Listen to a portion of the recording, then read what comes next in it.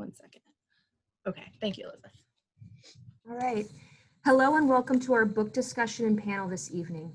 My name is Elizabeth Lane and I am Bloomfield Public Library's director. We are proud to introduce the first in a new series of programs addressing topics and issues of immediate relevance and importance in our community. We as a library are focused on identifying barriers to access, and we are very aware of the structural issues that plague our society and therefore our library surrounding race. We hope that tonight's program, coupled with all of the resources the library has to offer, allows us all to learn more from and about each other and to move forward in being more intentional about addressing these issues. The library is a safe place for dialogue and we will proceed with respect. We hope people will listen to understand. Rachel's going to talk a little bit about our chat feature. Hi, everyone. I'm Rachel Tonucci, one of the adult services librarians, and we're very happy that you're joining us this evening. We're very lucky to have our panel as well, and we love active engagement, but we do want to make sure that we give the panel the platform that is, enough time for them to be able to present all the material to you. So what we will do at the end, we will give you a signal that if we have time, you can ask any questions that you might have and you can put them in the chat. If you're not sure how to do that, we can help you, or we can take your question verbally at the end. So just hold till then, and then we will let you know. Thanks. Thank you, Rachel. I'd now like to introduce our panelists, starting with Wayne Reid. Wayne, can you give a little wave? Wayne attended the University of Scranton and received a Bachelor of Science degree in accounting. After considering multiple career paths ranging from professional wrestler to the military, he is currently pursuing a career in finance as an assistant controller for a global PR agency headquartered in New York City. Chief, can you give a little wave, Chief? Chief Paul Hammick has served in law enforcement for 30 years and has been the Chief of Police and Emergency Management Coordinator for the town of Bloomfield since 2011. Prior to his tenure in Bloomfield, Chief Hammick served for 21 years with the City of Hartford Police Department, attaining the rank of Deputy Chief of Police. He has coordinated the investigations of several high-profile major crimes, served as the lead investigator for officer-involved shootings, and taught colleagues as a certified instructor in hate and bias crimes. Chief Hammick is a member of the International Association of Chiefs of Police, the FBI National Academy Associates, the Police Executive Research Forum, and Rotary International. He has served on the board of directors of the Greater Hartford Police Federal Credit Union, the Hartford Police Benevolent Association, and is currently the chairman of the North Central Connecticut Municipal Regional Services Association. The chief holds a bachelor's degree in history from Trinity College in Hartford and is a graduate of the FBI National Academy and the Senior Management Institute for Police. Mayor Suzette DeBeatham-Brown is the current mayor of the town of Bloomfield, is a wife, mother, minister, and public servant. She is committed to leaving the world a better place. The mayor has had the opportunity to serve as an ordained minister for the Church of God, a youth advocate for the Urban League of Greater Hartford, a chaplain for the Bloomfield Police Department, chair of the Bloomfield Citizen Awareness Task Force, and board member of Ascend Mentoring, among other boards and committees. She is currently employed with the West Hartford Bloomfield Health District, where she is a vital resource for the district and the community. Mayor DeBeatham-Brown earned her MHS in counseling and a BA in sociology and criminal justice.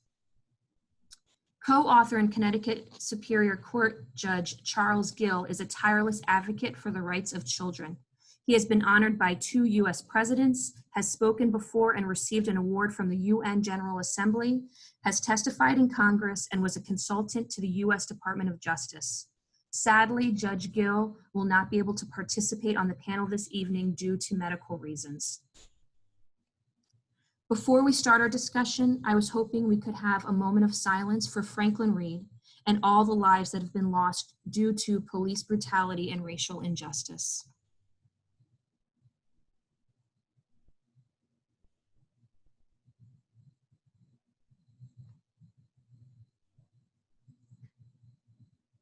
Thank you all. And now let's get started. Wayne, let's start with you. Wayne wants to begin the program with a PSA on COVID-19. Wayne? Well, thank you, Elizabeth, for the introduction and for moderating this evening's conversation. And thank you, Sara and the Bloomfield Library for hosting this evening's event. And thank you, ladies and gentlemen, for sharing this evening with us.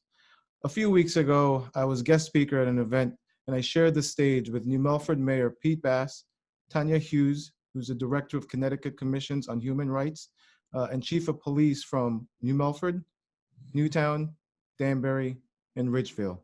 So it's an honor to be sharing the panel tonight with Mayor DeBeatham-Brown and Chief Hammack. So thank you very much. We gather at the time when our world is fighting invisible enemies. 2020 has been an extraordinary year thus far. COVID-19 has transformed our way of life. It's an invisible enemy that is colorblind, genderless, and doesn't care about your status in society. All lives are precious, and we must continue to slow or stop the spread of this virus. Each of us have a responsibility to protect one another. I ask that you think about those around you in public and make good decisions, whether that's wearing a mask, social distancing, and always washing your hands. And together, we will beat this virus quickly and get back to normal life. Thank you. Thank you, Wayne. I agree with all of that. And Wayne, you wanted to get started. Do you want to give a brief reflection on 2020 and the issues that have come up for all members of our society? Absolutely. So our nation is also facing another crisis, which has festered for a long period of time, but it was ignited by the death of George Floyd, an incident which garnered universal condemnation and galvanized millions to protest peacefully. But now, unrest reigns in numerous cities across America. Many has condoned the lawlessness, while others are fighting to preserve our liberty and heritage of history. We've seen politicians against politicians, protests and counter-protests with violent interactions and a dramatic spike in violent crimes. But do you know who's caught up in the middle? Innocent lives, Muslim minorities, cut short. Business owners, Muslim minorities, who saw their establishments looted and burned to the ground. Communities, Muslim minorities, destroyed. Some will take decades to rebuild, while others may never recover. But you know who else is caught up in the middle? Law enforcement. The 99% of police officers who serves their community and does a wonderful job each and every day. We're seeing tone-deaf politicians willing to allow cities to become the wild, wild west while resisting intervention, handcuffing the ability of law enforcement to do their job, and blaming the unrest on the pandemic. So I ask, we must not allow rage and violence from a select few to overshadow compassion. So that is what I've seen so far in 2020. We started with COVID. That was going to be the most important thing of the year. And then the death of George Floyd, that changed everything and essentially just ripped the Band-Aid off society. And these issues have been festering for a long period of time. But was that 8 minutes and 46 seconds the issue that tore the, as I said, the quote unquote Band-Aid off society? I think when the protest subsides and the movement diminishes, the 8 minutes and 46 seconds will live in the hearts of the victims' families, the officers, their families. And every year for the rest of their lives, they will remember that moment, where they were, what they were doing, and when and how they reacted. It's only 8 months into 2020, and it's been a very challenging year so far. 2020 has indeed been incredible on many levels. But let's go back in time, Wayne, to the topic of your book, the death of your brother. Mm-hmm. Why did you and Judge Gill decide to write this book? Well, we spoke about the 8 minutes and 46 seconds that it took for George Floyd, but my family also remembers the 41 seconds that Officer Scott Smith and Franklin Reid met on a main road in New Milford before my brother ended up dead with a bullet in his back in view of many passerby on December 29, 1998. With that scenario, many people would expect a Black man who lost a brother to a police officer would write a book filled with anger, rage, and bias towards the officer and to also demonize law enforcement. But that's not what our book is about. Our book is about courage, love, compassion, civility, forgiveness, education, and the understanding of the emotional journey experienced from all sides. So in 2013, after an unfortunate incident, Judge Gill and I came together. I went to his house and we shared our feelings about the case for a few hours. It was more like a therapy session. And at the end of our conversation, I told Judge Gill, I am planning to write a book. And his words were, I can help you with that. And that's how our journey continued and culminated with the launch of our book in January of this year. So we wanted to share our unique story to, one, empower others to share their personal stories, because most of the time when you see these incidents, they are here in the headline for a couple of days, and then they just vanish into history. And then we wait for the next incident to occur. So we wanted to inspire others to share their personal stories. We also wanted to assist other families who have been through this situation or who will endure a similar journey through the justice system. But the most important thing is our unity message. We wanted to aid in rebuilding police-community relations, which I believe is something we need to do now, as soon as possible, right away. Thank you, Wayne. Chief, Wayne mentions the people in the middle of this topic. As a police officer, can you remark on that? When you say the people in the middle, do you mean people in the community? Yeah, well, he said the 99% of the people in the middle, including the police officers. Yeah, I think that's very true. I think, you know, the number of police officers who are out there doing nefarious things or doing things that are unlawful and immoral is very, very small. It's a very, very minute part of the profession. And people in our community, there's only less than 1% that are out there committing crimes. So the real, I always talk about the real secret, I think, is just what Wayne said. I use different language. It's creating partnerships with members of the community to try and solve problems in their neighborhoods, to try and increase their quality of life, and identify the things that are decreasing their quality of life, the things that are impacting their community in a negative way. And sometimes those are people. And sometimes, oftentimes, those people have problems rather than, you know, they're hardcore criminals. There's such a very, very small portion of people who commit crimes that are real hardcore criminals. They're normally people who are just down on their luck. They've had a series of circumstances that have happened that have led them to commit a criminal act.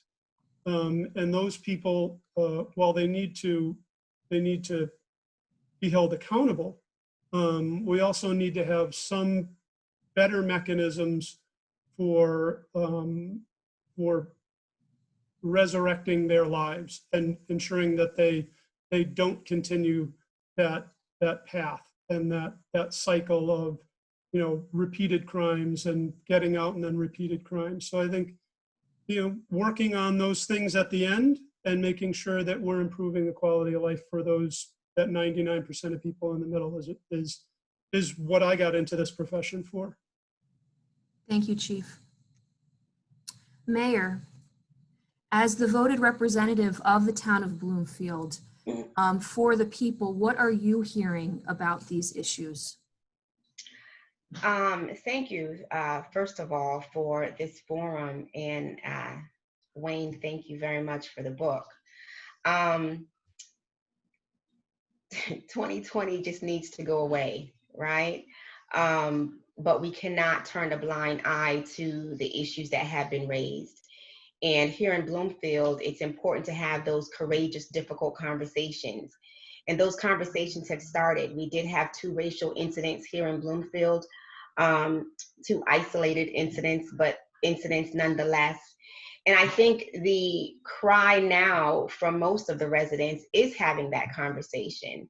We do respect our police department. I respect the chief and we support them. And we're not talking about them per se. We're talking about that minute percent that has impacted the lives of Black and brown people. And how do we build back that trust, that community with our police? How do we go back to the idea of them serving and protecting? Because that's what they do. That's what the majority of them do.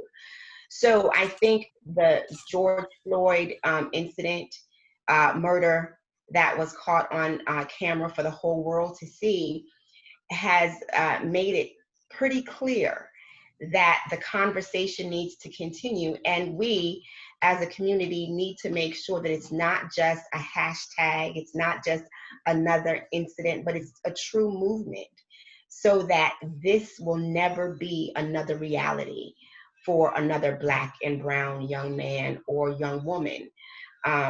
So it's being able to hopefully stand flat-footed with all our convictions and come together as a community for those conversations in hopes of understanding and moving on better and stronger for it.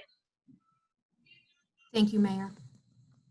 Wayne, it's clear after reading the book that you have done your due diligence in presenting all the facts of this incident as objectively as possible.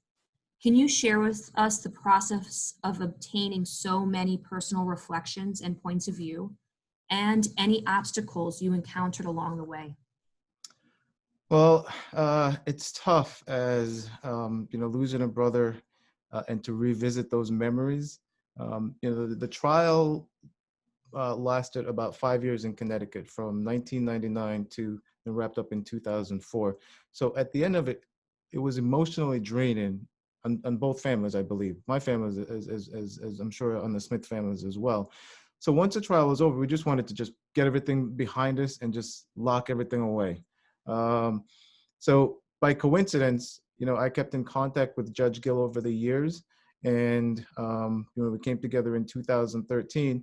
And then I started to review some of the documents, some of the transcripts, and it paints a complete different picture. Because when you're going through the trial, you only see bits and pieces from the newspaper, in the news, but then when you look at the complete transcript, it's like gives you a complete picture of what had occurred. So the first few months of writing the book was very emotional. I think I shed a lot of tears, and I grew a lot of gray hairs, I think, within the first 6 or 8 months. And that's what I felt was I wanted to invest as much emotion throughout the process, because I believe by sharing how you felt or how I felt, I think that's how it's going to become much more relatable for a lot of other individuals that went through this situation. So I learned how the situation occurred from the viewpoint of the eyewitnesses, looking at their statements, from the viewpoint of the evidence, reading all the documentations as well, and also seeing the complete trial transcript as well. So I think those are some of the things that gave me a much better understanding of how the incident occurred, and that's how I felt throughout the process. Thank you, Wayne. I know the judge is not here, so can you tell us a little bit more about him? As a reader, it was interesting to read that he volunteered to take on this case. And this was the first case in the state of Connecticut to go into the court of law. I didn't realize how that worked.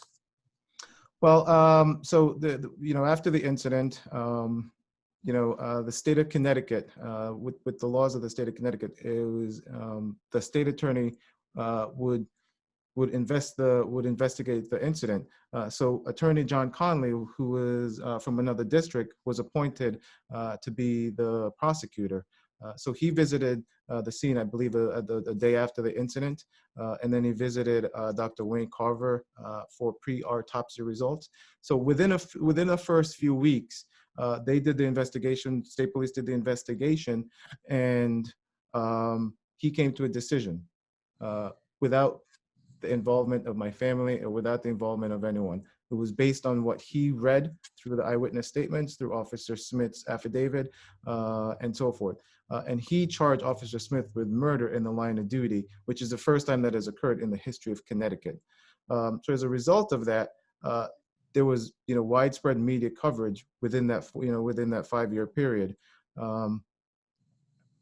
So after he was charged, we went to a pre-trial, and I believe it was another judge, and she didn't want to go through and become the actual judge. So Judge Gill stepped up and says, you know what, I want to be the judge on this case. He volunteered to be the judge on the trial. And that's how we got involved in the case. Amazing. He must have known how much heat would come with taking on this case, both personally and professionally. I might have to write him an email to inquire more about that.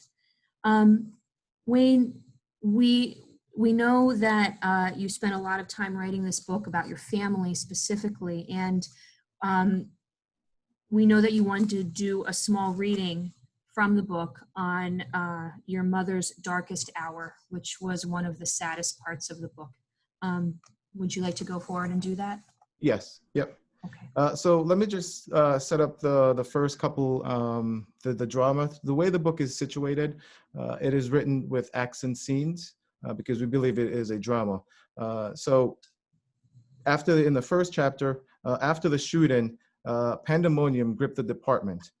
New Milford Police Department had secured the scene, was in a holding pattern awaiting state police to assume jurisdiction. Officer Smith was removed from the scene, taken back to the police department, and then eventually requested to seek legal advice. So emergency personnel, while all that was occurring, emergency personnel feverishly tried to save my brother's life, but on that day, death became the victor. As unexpected as tragedy, it was an unexpected tragedy, and it is difficult to comprehend when it is shocking, when it results in the loss of a life. And so many of us have experienced similar situation, losing a loved one, a friend, in a tragic accident, and so forth. So when my parents found out about the incident, they arrived at the hospital and was confronted with a dreadful reality. So let me take you into that moment when my mother found out, and my parents and my dad arrived at the hospital. And this is on page 69 in the scene titled A Mother's Darkest Hour. Mrs. Reid arrives at the hospital. Gathering her strength, the shaky mother enters the emergency room. The sliding door opens, offering a silent invitation. A ghastly sense of uncertainty cripples her feeling of optimism as facial expression tells a dreadful reality. Beyond the large door labels, authorized only, the body of her son awaits his mother's presence. Mr. Shaw has the grim job of revealing the horrific news. Shaking his head like a child saying no, coupled with the words, "Mark didn't make it," sets off an enormous outpouring of emotion in Franklin's mother. It's a slow motion collapse as her body gives way and falls to the ground. The wailing is deafening, contagious, and heartbreaking for strangers witnessing her agony. A mother rolling on the hospital floor, moaning in distress while trying to process dreadful news means a heart shattering into 1,000 pieces. She has lost her firstborn child. Caring individuals move to comfort Mrs. Reid. The body resting behind the double door has to wait a little bit longer for his mother. She needs to compose herself and be courageous, and that may take some time. Fortunately, Franklin's father arrives. Thoughts of the unimaginably clouded with Pam's words, "He's not breathing," are confirmed on seeing his sobbing wife and father-in-law. He finally understands the dread and depression he had been feeling as he absorbs the terrible reality of losing his son. He approaches his wife as she is assisted to a chair. Their eyes meet as despair casts a dark, chilling shadow. This is the worst day of their lives. Words cannot interrupt crying. Only arms wrapped around each other can bring relief. A three-way hug engulfs the couple and grandfather. Life's patterns suggest parents should never outlive their children. But on this day, the pattern is reversed. The doctors approached Franklin's mother and father, offering condolences with humbling words. "We did everything we could to save your son's life." It must be heart-wrenching for them to utter those words, knowing they are the terms of surrender in life's battle with death. Franklin's parents are grateful that attempts were made to save their son. That is all anyone can ask from medical personnel. The doctors add, if Franklin's life was spared, he would be in a vegetative state based on the type of injury. Curious to know why, the parents' memories are seared with the answer, he was shot in the back. So that scenario is what my parents was confronted with an hour after the shooting.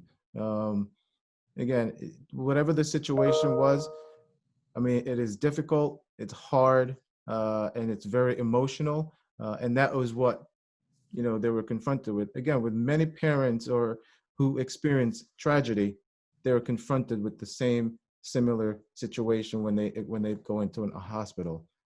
So that's what we wanted to do. We wanted to talk about what the parents or what we felt personally, because others could find comfort in our words if they experience similar tragedy. Thank you, Wayne.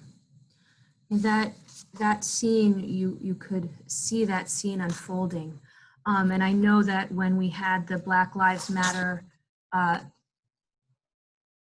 get together across the street at Town Hall, and when the mayor spoke, words of being a mother was what she brought up. And when she thinks of Black Lives Matter, that's the first thing she thinks of, is being a mother. Mayor, did you want to talk about that further?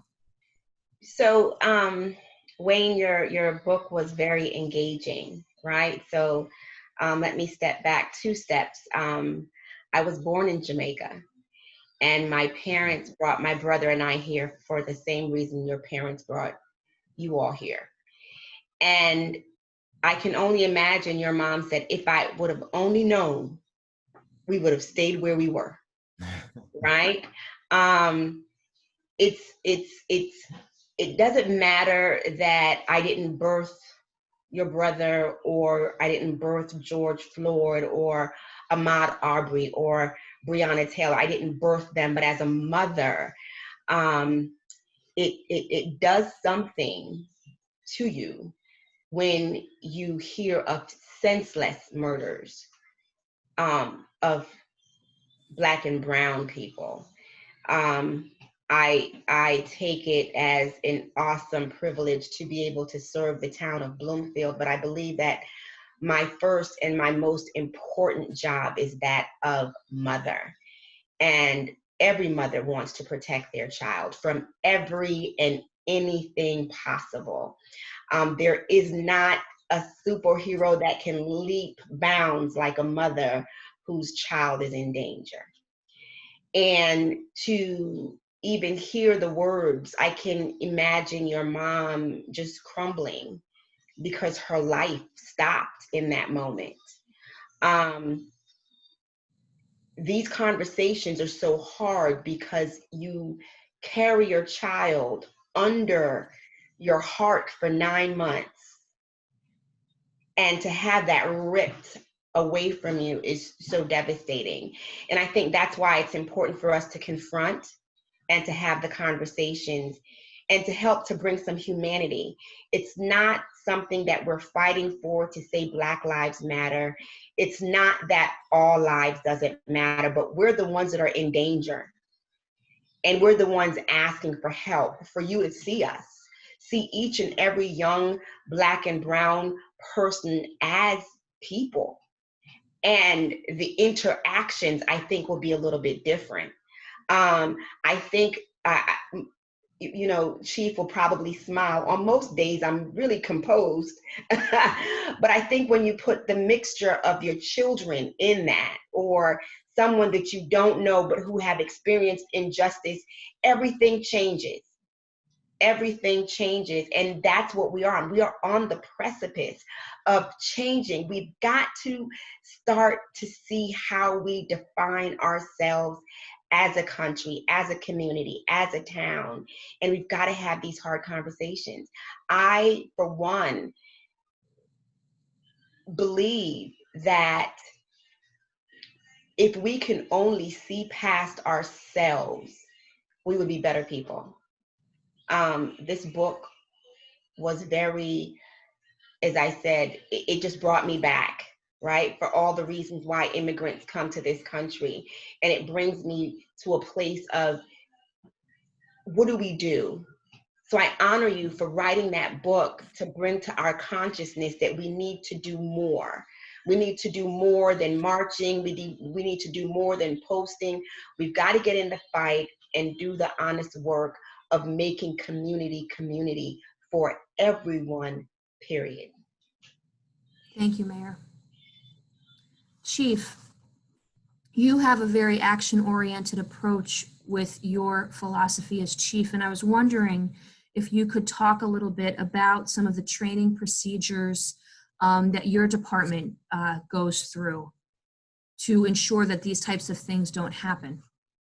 Yeah, first I'd just like to address what we just talked about quick and say that I agree that that was a very compelling part of the book, Wayne. You know, I had the responsibility of overseeing the detective division in Hartford for about 6 years, and supervised over 200 homicide investigations.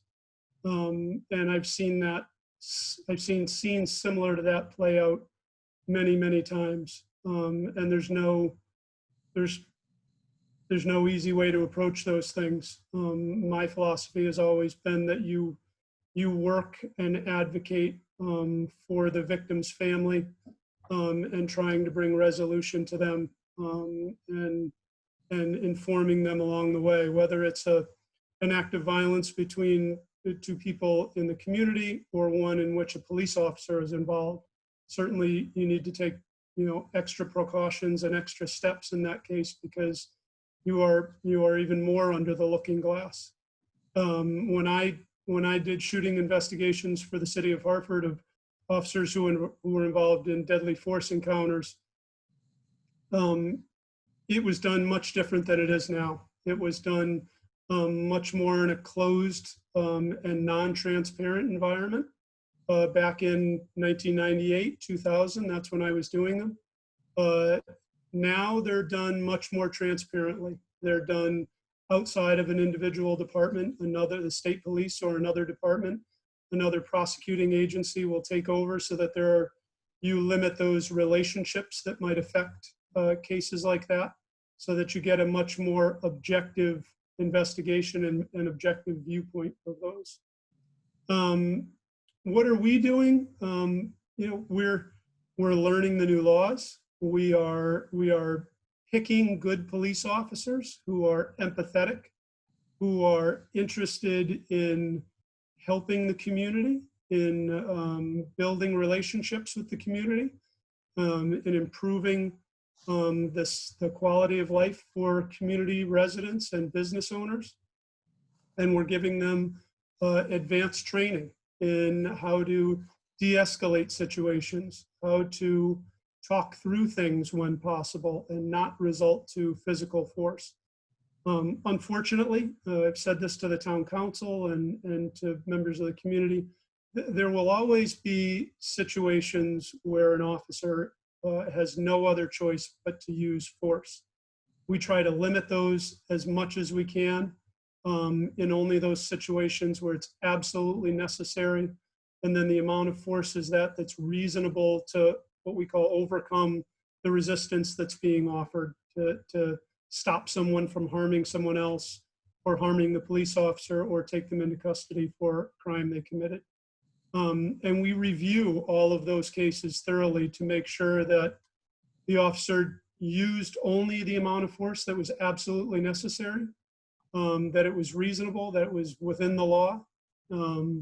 And then I report on those on a monthly basis to the town council's public safety committee.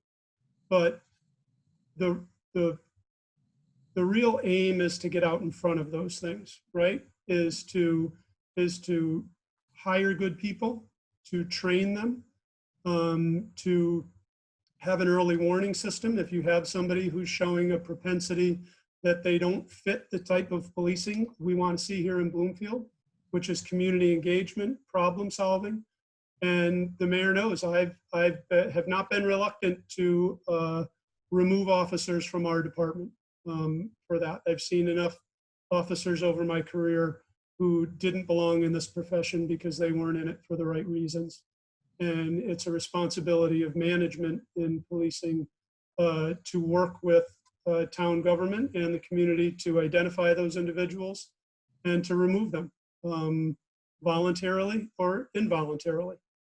You know, my father was a police officer for almost 50 years, and the mayor's heard me say it 100 times. You know, he instilled in me that you get into this profession to do the right thing, to help people. Sounds very cliche, but I've always carried those words with me.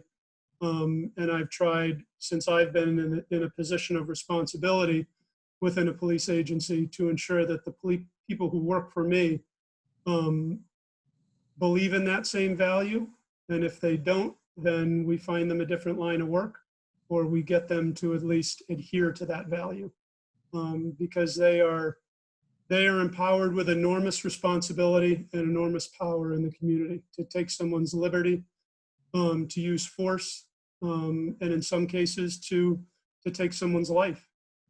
And you need to make sure that they are in the proper position, that they act with legitimacy in the eyes of the community, that they're viewed as doing things from a perspective of the best interests of the community, the best interests of the laws of the state and the nation, and that they're not being subjective in anything that they do. And when we find those cases that they are, we need to take action to make sure that they're corrected and the individual is disciplined or removed. Chief, the way you report the use of force to the council, is that done in all towns and cities in Connecticut? Unfortunately, no, I don't think it is. I've been in Bloomfield as the police chief for 10 years. For the past 8 years, we have worked towards and then attained a very high level of professionalism. We became what they call nationally accredited through the Commission on Accreditation for Law Enforcement Agencies. Only 2% of police departments across the nation reach that threshold. We were able to reach that in 2017, but there are many, many police departments throughout Connecticut and throughout our nation that don't have that level of professionalism.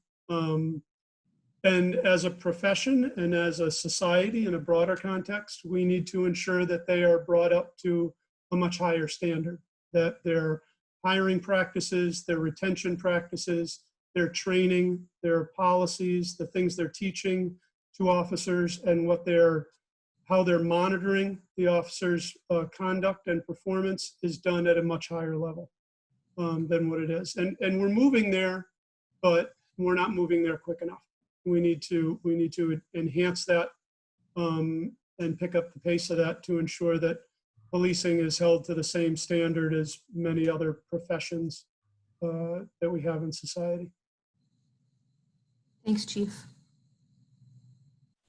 Mayor, as part of the library's mission to break down barriers to access, we as a staff are trying to better educate ourselves about the social justice issues that plague our public. Recently, we had a staff discussion about the documentary 13th by Ava DuVernay. Titled after the 13th Amendment, the film explores the intersection of race, justice, and mass incarceration in the United States. We observed just how much the media plays a role in criminalizing young Black men. After Franklin's death, we learned that the media reports on Franklin's criminal record. As a result, there was no public outrage in the form of riots in town, even after the police department received some negative publicity in the news. To what extent do you believe the media helps or hinders the ability to manage public relations or redirect the narrative? Discuss the issue with the binary of public media crucifixion and sainthood of victims of police shootings. So I think the media is a double-edged sword. You want the media to be there to provide you the information. I think the salaciousness, if that's such a word, hopefully my English teacher's not listening, of stories sometimes outweighs the facts. It's very interesting, even with even with George Floyd, you know, it started off like, oh my God, the police officer, it was, you know, they were so horrible and so callous and so cold. And then you heard, well, it was really his fault because he was trying to pass off a fake $20 bill. So then they started to vilify the victim. I think we as a society, sometimes we want to buy into all of that drama. We see the headlines and we just want the dirt behind the headlines. And I believe that that's what the media has also bought into, vilifying the victim. And then when we start marching and rioting, vilifying those who are marching and rioting. There's never a period of where we're giving the facts, all the facts, and nothing but the facts. It sells. I think there used to be a saying, if it bleeds, it leads. Or the fact that some news reporters are ambulance chasers because they just want to get the juice. And they're not thinking about the people behind the story. They're not thinking about your mother or George Floyd's mother or family, or how this affects them, or how digging into their past and their background and pulling up all that dirt like they're deep sea divers isn't just going to rub salt into the wound that's already raw because you've lost a loved one so tragically. I think the media also has to be held accountable, just like how we're asking everyone else to be held accountable. They have to be held accountable on the way they treat our Black and brown men, especially our young boys, because it's always three sides to a story: your side, my side, and the truth. And the truth, when it comes to the media, is buried so deep sometimes that it takes years to find it. And if we're vilifying our young men, we are here we are, right? We're on this meeting and it's mostly Caucasians. Here's the truth. As Black and brown people, we're already starting at a deficit, right? The media now pronounces it and makes it worse, right? So we're already back here. They're pushing us much further and we're still screaming, I can't breathe. Right? It's not just about George Floyd and the physical knee that was on his neck. It's that proverbial knee that's on our neck all the time. And the media is a part of that. That's why you have so many people with their phones out trying to get the real story, trying to make sure that nothing gets lost. But you also need the media to be able to report most of these things. So that's why I say it's a double-edged sword. But that's why we're here at this time on this precipice, to hold everyone accountable, to talk about good trouble, and to make sure that we are provided the resources that we need to make sure that we're safe, to make sure that our voices are heard, right? So. Thank you, Mayor.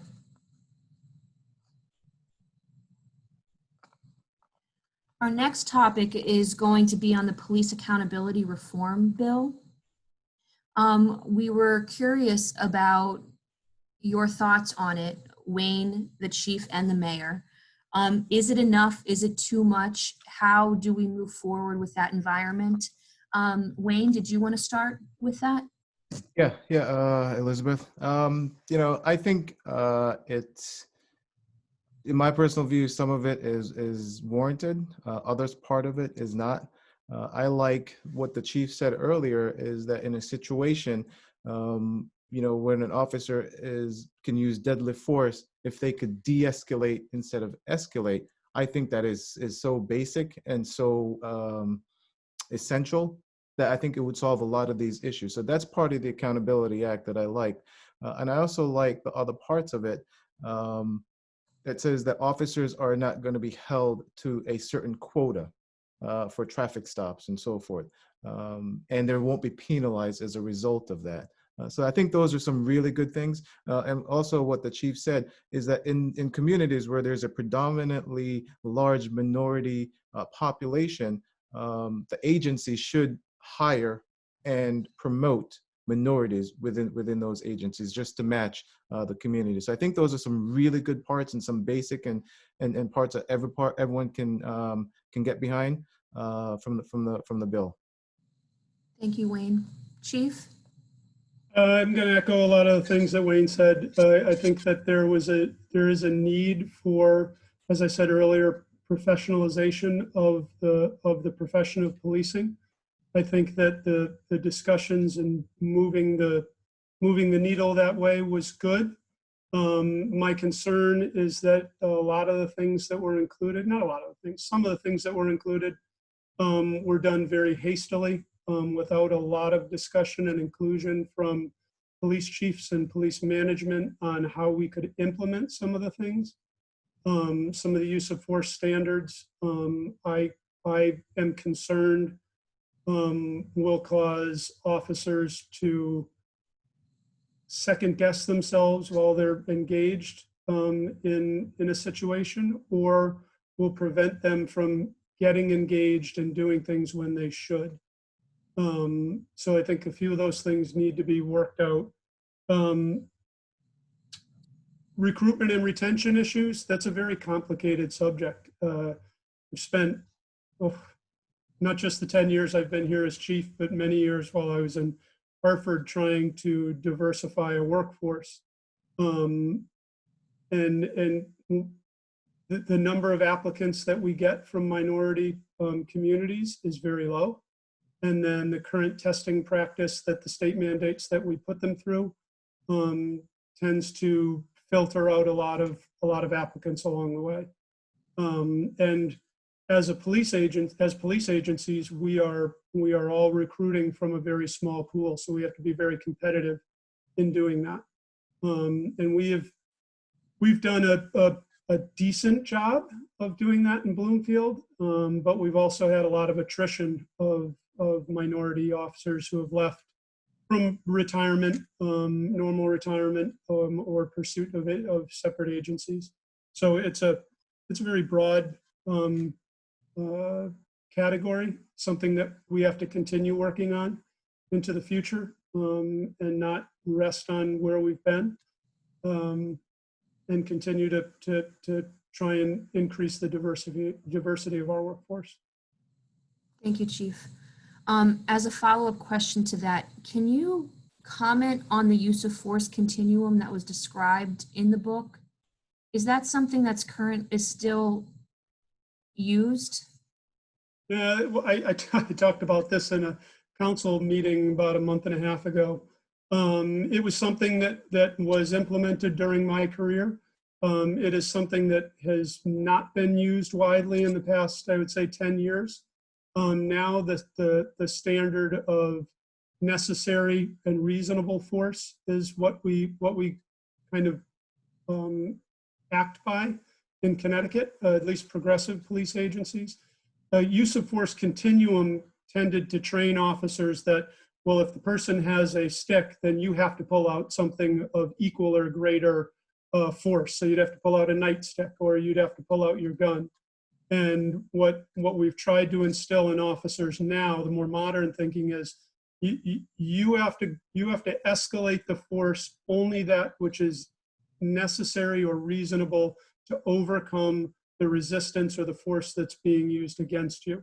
So if you can continue to talk to somebody and try and de-escalate a situation that way, then by all means do that. But if it escalates immediately to where someone pulls out a knife or someone pulls out a gun, then you have to be able to respond to that situation in a reasonable and safe manner, trying to still limit that amount of force. Now, the vast majority of police officers that I have worked with in my career take no pleasure in using force. Have I seen officers that do? Of course I have. You know, I've been in this line of work 30 years. I've seen a lot of things that I don't want to see. But the majority of people, of police officers, professional police officers out there, are trying to do the right thing. They want to go home at the end of the day to their families, safe, secure.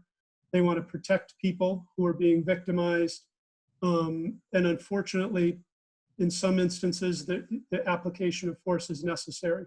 We have to make sure that that is done correctly, and that if we see any indication that officers are progressing in the wrong direction, that we institute training, that we institute discipline to bring them back to the straight and narrow, if you will. And if we can't do that, then we need to remove them from the profession, because there's too much power and authority there, and you have to make sure in any situation where someone has a great deal of power and authority that you limit that, and that you have safeguards to ensure that they're doing the right thing and they're doing it for the right reason. Thank you, Chief. Mayor, did you want to comment on your thoughts about the Police Accountability Reform Bill? So yes, what I want, or what I would like for the police to understand is, in supporting this bill doesn't mean we don't support them, the good ones, right? Because I think it's, well, if you support the bill, you don't support the police department, and that's not true. Once again, I think we have an amazing police department here in Bloomfield. We're not perfect, right, Chief? Just go ahead and nod. But we are a decent department, and we have a wonderful leader. So supporting the police accountability bill does not mean that we do not support our police officers. And I think the good police officers have nothing to worry about. It's that small, minute percentage of those who don't fully understand that they're truly here to serve and to protect. So I just wanted to get that out there in the airspace and make that clear. Thank you. Thank you, Mayor. Wayne, we wanted to take a moment to have you read from the book a recommendation that is included in the bill. I don't have that passage. I couldn't find that passage in the book. I was looking for it. Oh, I don't have the page number, I'm sorry. Bad librarian moment. Bad. But I think one of the recommendations that was in the bill, that as I stated earlier, was if a situation warrants to de-escalate, an officer should de-escalate. If there are, 4 or 5 officers and there's one gentleman, and the situation is starting to get out of control, but then it starts to ease or to level off, one of those officers should say, you know what, let's try to de-escalate, let's try to calm things down, and take this individual into custody and so forth. And I think that's one of the recommendations that we have in the book, is if a situation warrants, then officers should move towards de-escalating instead of escalating the situation. And I think, again, I think that's one of the very basic things, and that could solve many of these issues or incidents, and hopefully avoid some of these unnecessary incidents in the future. Like, for example, if we look at George Floyd, 8 minutes and 46 seconds, and you had 4 or 5 officers just standing around there. One officer had to say, you know what, we have him under control. It's good. He'd probably still be here. There were civilians shouting and saying, he can't breathe. And if the officer just recognized that, then maybe George Floyd will still be here. So I think those are some obvious situations where if it could be de-escalated, it could save lives. And that's one of the recommendations that we have in the book. Thank you, Wayne. What obstacles do we think are in the way of good police community relations, both at the national level, but more specifically at the Bloomfield level? Chief? Is that question for me? It's for you or the mayor. Chief, do you want to get started on it? Any initial thoughts? Sure. I think think we have to continue to communicate. You know, the mayor and I have talked about this in the past. In the wake of Ferguson, we had some initial discussions. We started at Bethel AME Church. A little while later, we were at, I think we were at First Congregational, where we had a follow-up conversation. And then you start to go on with your life and you do things until the next incident pops up, right? And then the questions come up, why haven't we been doing anything? Why haven't we made any progress? I think that, you know, this time feels a little bit different to me, because there's momentum, there's a larger segments, more inclusive segments of the community, rather than just the African American community are saying we need to talk about this, something needs to be done. And I think it takes including our whole community in those conversations, because it's not just a police and minority members of the community that need to have this discussion. We all do, and we all need to come to a better understanding of each other. And that sounds very, you know, touchy-feely, but it's true. And at the same respect, from a professional standpoint, without being too long-winded, there has to be a greater understanding of what police officers are out there doing, what they're trained to do. You know, we do a civilian police academy at the police department. It's 12 weeks, 2 hours every Tuesday night. And it never ceases to amaze me that at the end of the 12 weeks, I talk to people who came in very apprehensive, and at the end, they've learned a lot about what they see out on the road, why they see 2 or 3 officers at a particular call, you know, what they're doing, and they get a greater understanding of not only the challenges, but of how we're trained to do the job. And I think that, especially as we talk about, you know, civilian review boards, things like that, we need to ensure that people who are doing that oversight and people who are conducting those reviews have that kind of training, so that they know and they have a greater understanding of an appreciation for both sides of the equation. Thank you, Chief. Mayor? I agree. I think we really do need to get back to community. I think going back to the media, one of the things with the media is now you have this fear of being stopped by the police. You have this fear that, as a mother, I have that fear that my beautiful Black boy will go out there and have a situation that he doesn't know how to handle, and I'm not there with him. So you have this fear. You have to bring back, and I say it because that's what police is for. They're to serve and to protect us. And I also talk about way back in the Stone Ages when you used to have officer friendly at your school, and you knew who the officer was, he knew who you were, he knew your brother and your sister. So it made that relationship a little bit more authentic. It made that relationship more of a relationship than a them against us kind of thing. And that's what we need to get back to. We need to get back to community. And that will be important. And everything that we have seen on TV, every single horrific thing that we have seen as far as incidents with Black and brown people and the police officers have been absolutely horrible. We've got to be intentional on building that relationship back intentionally. And here in Bloomfield, we started it, right? So something happened, we attacked that thing for that moment, and then it died down, and then we pulled back.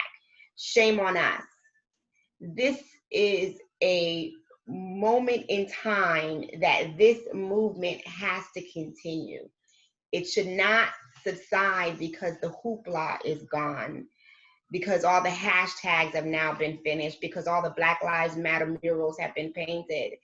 We need to be able to invest in our generation and the generation to come. So we've got to be intentional on making this movement move forward so that we can be better in the end. Thank you, Mayor.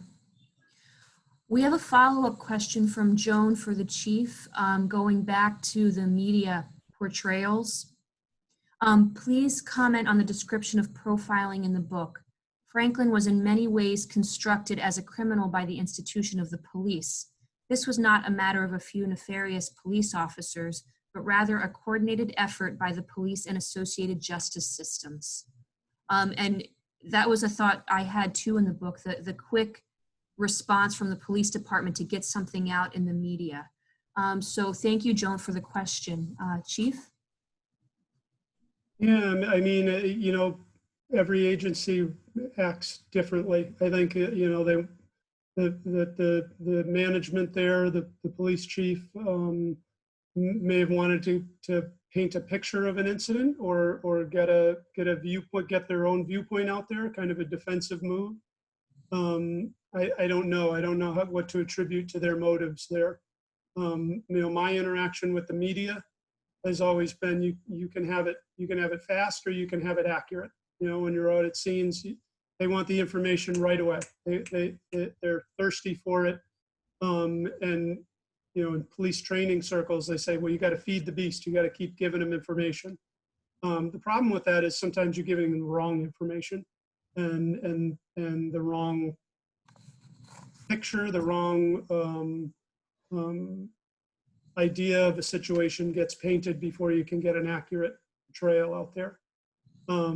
As far as profiling, there's so many different definitions and descriptions of profiling. You know, from profiling that is absolutely unacceptable, from just pulling somebody over because of their ethnicity or the color of their skin, or taking action against them for that reason, that's completely unacceptable. If we as police officers look at, you know, analyzing someone's actions while they're out on the road, you know, are they standing at the corner? Are they approaching cars? Are they exchanging something with multiple drivers of cars over a period of a half hour? Well, it doesn't take a rocket scientist to figure out the person's probably dealing drugs at the corner. Now, that is a type of profiling, right? You're looking at it and saying, that fits the profile of a narcotics dealer on the corner. That is, in my mind, that's an acceptable type of profiling. You're looking at multiple factors in an incident. You're taking in the totality of what you're seeing to make a reasonable judgment that that person is dealing narcotics, which you could go forward and investigate further. But just seeing a black man walk down the street at 3 o'clock in the morning and stopping them because they are, that's completely unacceptable, you know? And I think any good police officer worth their salt knows that.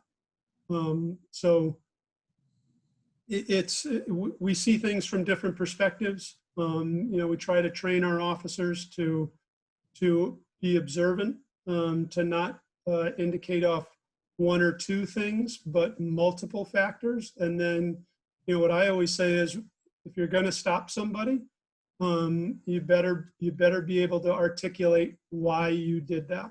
You know, why did you stop them? What did you see that gave you a reasonable suspicion to stop them and to inquire further?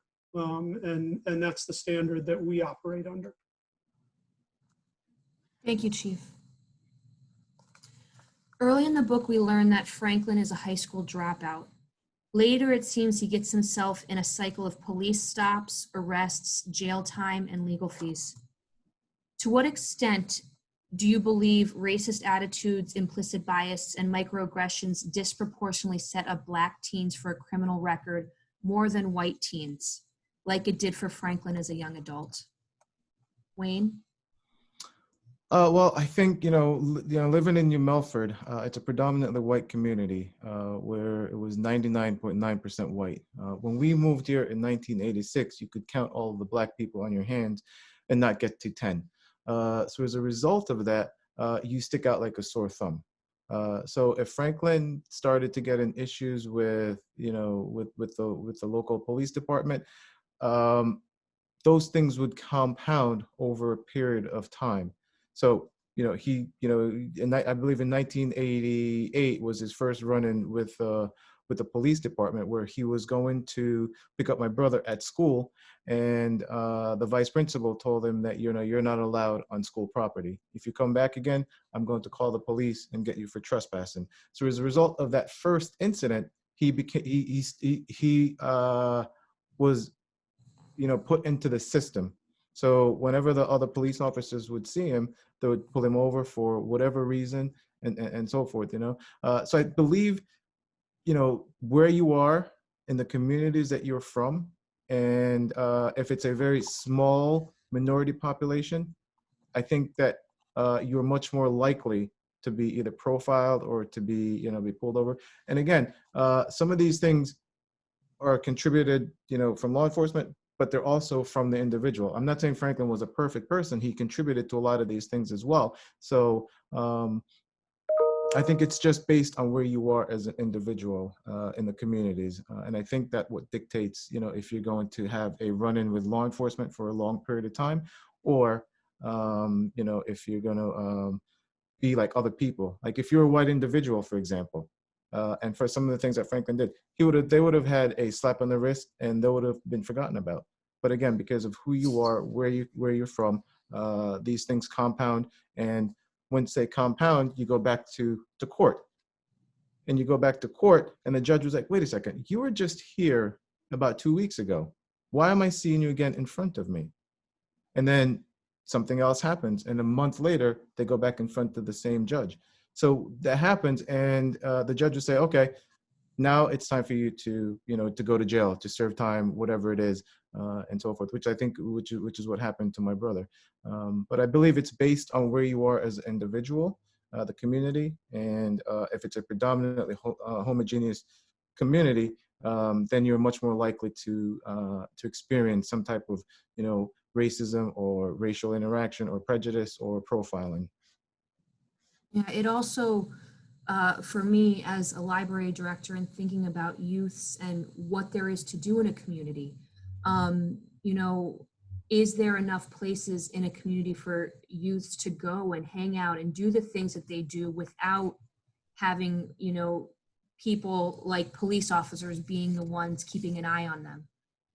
That part stuck out to me about your brother going, and there was one place in the community where all the teens would hang out, and it got to be that the police would check in on them every day. Yep. And of course they would probably find things that the teens were doing that was not okay. And then that leads into this cycle too, maybe because there was not enough outlets for teens in that community. And you know, they used to hang out at Youngsfield, which is the local park, and that's where a lot of the high school kids would congregate. But my experience in town was completely different than my brother. You know, I started, you know, I wrestled in middle school and high school, became a state champ for New Milford High School, and started at a very young age with the church. And I believe by going that route or that path, I was able to develop as a different individual with discipline through wrestling, and to be able to accept people for who they are. And I never had any issues with the police department, you know, since I moved here up until now, and I still live in New Milford. But I believe it's based on who you are as an individual, that if you're tagged, then you're going to experience this you know, this road, or you're going to go down this road of, you know, being in law enforcement sight for a long period of time. If you're not, then your experience is going to be completely different, which is what mine was in this town. Thank you, Wayne. Chief and the mayor, did you want to comment on that? Want me to go first, Madam Mayor? Okay.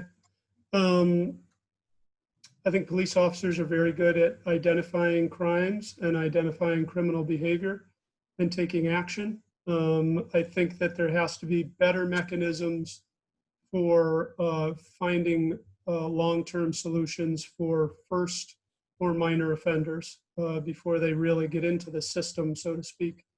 in Bloomfield, we have a juvenile review board. It's an alternative to incarceration for youth offenders. That has worked very well. And it is a good way to keep them out of the criminal justice system, and to find creative solutions towards adjusting behavior, and ensuring that they don't repeat those behaviors. You know, I think we also have to address that unfortunately there are violent youthful offenders, habitual criminal activity. You don't see it in Bloomfield as much, but my years in Hartford, I certainly did. I went through the early 90s, where violent street gangs had a real presence in Hartford, in New Haven, in Bridgeport, and were a real threat to the quality of life for very good people in the neighborhoods of Hartford. And it's a multiple ways to solve the problem. I think there's not just one solution. You have to have an approach towards some criminal behavior that needs to go into the criminal justice system, and others that early intervention can perhaps keep them out of the system, or correct behavior early so that they can break that cycle. But you know, the unfortunate thing is that there, you know, due to socioeconomic conditions, there are many children and youthful offenders out there that are just caught in that cycle, and there's no easy solution. You know, I've been 30 years in this, and we haven't found the solution, and there's a lot of creative people looking at it. Doesn't mean we give up. It just means we've got to find a better way to solve it. We've got to find a better way to fix the problem. I would echo everything the chief just said. We're great. I think our juvenile review board serves a purpose. I go back to community, right? Because if you know Tommy, and Tommy isn't really a bad kid, but he just got himself into a jam, you would know how to deal with Tommy without getting Tommy in the system. I think one of the things that happens to our Black and brown young men so often is that once they get in the system, they get so entangled that it's so hard for them to come out of that system and to come out whole, right? So we have to be really creative with programs for first-time offenders. We've got to be really creative in the rehabilitation process, so that even though a mistake was made, if it's a true mistake, there's still an opportunity for a fulfilled life after whatever that rehabilitation process is. And it's going to make everybody look at things differently and try to be creative, right? Because you want that deterrent, whatever the behavior is that got the person in the trouble. You want the deterrent, but you also don't want to cut that person off at their knees that they can't bounce back. So. Thank you, Mayor. Wayne, I wanted to discuss Scott Smith a little bit more. It was interesting to me to note that he had a background in social services. It's what he studied in college. Do you want to comment on that and comment on him and as an individual and his tragic end? Yeah, before we start, it was as a result of the trial, it connected two families unexpectedly.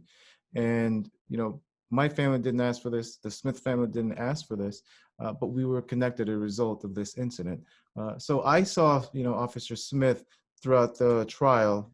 He was, in front of me, and his family sat across the aisle from my family. And I absorbed him on a daily basis. So I'd like to actually read a passage from the book based on one of my observation of Officer Smith. And this is from the scene titled 9-8-14113. My mind wanders to analyze my surroundings. I feel my breathing deepens as I glance left. Grim-faced and emotional sad, or how I describe the courtroom occupants, mingled with a heightened sense of anticipation. Observing Smith, he appears stone-faced, What are you thinking at this moment, Scott Smith? If I can hear your thoughts or feel your emotions, maybe I could figure out if we have something in common as you sit there seemingly staring into space. Our paths have never crossed, but life has pitted us on parallel tracks, traveling through a trial, searching for justice, although what you seek differs considerably. You're looking for vindication, while I'm looking for answers. We could view our journey as an opportunity to reflect upon what happened, cast its occurrences in the distant past, while showcasing it as a beacon for change in hopes of avoiding such incidents in the mysterious future. Many Scott Smiths have sat in your chair, countless Wayne Reids have found themselves in mine, and plenty of Franklin Reids have brought us here. Some people are fortunate and blessed by the greater power to have their case displayed on the grandest stage of them all, the public domain. What an awkward feeling, though, that a personal link could be forged for the greater good of and by the people. That passage is so, resonate with me so much that I believe, Officer Smith might not have agreed with me, but I believe this was an accidental shooting. I believe that his gun went off by accident, and as a result of that, if he'd said that, I think this whole 5-year trial would have been avoided. But I believe that he received really bad legal advice initially, and he was stuck with his affidavit or with his statement. But I believe that we are a compassionate people. My family is a very compassionate family. And if Officer Smith had said at that time, you know what, it's an accident, I'm sorry, I think everyone would have been able to live with that, including myself and my family. Again, from my upbringing of growing up in the church and having a religious background, I believe that everything happens for a reason, and we must have this compassion if people is willing to say, you know what, I'm sorry, this was an accident. I think that's how we could move forward, with a lot of these situations. In terms of Officer Smith committing, suicide, I think it was a sad situation, and I feel for his family. And for whatever they experienced, it was tough. It was another emotional journey that they experienced. So I do wish. And I do hope that he rests in peace, but my family, holds no animosity towards Officer Smith for what occurred. But everything happens for a reason, and I truly wish that at that time he said this was an accident. And if he did, I truly believe that he would probably still be here today. Yeah, such a sad story in so many ways. Thank you for your compassion, Wayne. Thank you. Thank you. As we approach the 8 o'clock hour, we wanted to give each one of our panelists a minute or two to give us some uplifting words, encouragement, and a call to action. Who wants to start? I'll start. Okay, thanks, Wayne. Yep. So, and thank you, Elizabeth, for hosting this event, for moderating. I think this was a great hour and a half conversation. Thank you, the chief, and thank you, the mayor, and for everyone that joined. Thank you very much. Really appreciate this, and I hope that we could continue these conversations as we move forward. 2020 has been such an impactful year that we must harness or take advantage of all of the issues that has been festering for a long period of time, and essentially the Band-Aid that's been ripped off society. So let us embrace whatever issues that we are dealing with, and let us move together and solve them. So I'd like to share another passage from the Unity chapter in the book. Here is a lesson in unified citizenship that our America needs to learn, understand, and remember. Do not presume that every minority person is inherently dangerous to Americans. Do not make presumptions that all police officers are inherently dangerous to minority persons. Many minorities have earned the Medal of Honor for their defense of America. There are many honest and courageous law enforcement personnel who expose their lives when protecting us every day. I and my family sincerely salute and thank them. But I believe in the greater scheme of life, we're all brothers and sisters, albeit a dysfunctional family with issues that needs to be resolved. and they can be. For a harmonious and safe society, we must work together, support each other, and seek common ground. I believe that we are a forgiven people living in a nation that forgives. So let our human spirit connect what is right and good in all of us. So of all the issues that we've seen so far and we continue to experience during 2020, let us not tear each other down, but build each other up. Let us continue to stand with the forces of good. And let us believe that the decade of 2020 is the dawn of a new age where we'll have, reforms, more people coming together and such. But I believe that we can have sensible reforms, and we can learn from all of these incidents, and we can use our voices to bring all of us together, because I believe all lives matter in all situations. Thanks, Wayne. Chief? I don't think I could have said it any better. I think you hit the nail right on the head. There are the vast majority of people in our community are good, hardworking people out there to live a high quality of life. And the vast majority of police officers serving the community are out there doing the right thing for the right reasons. I think that we need to continue to communicate, continue to work together towards improving our quality of life in our communities. And that is the only way that we can solve the problems we're seeing now and work towards a better solution. Thanks, Chief. Mayor?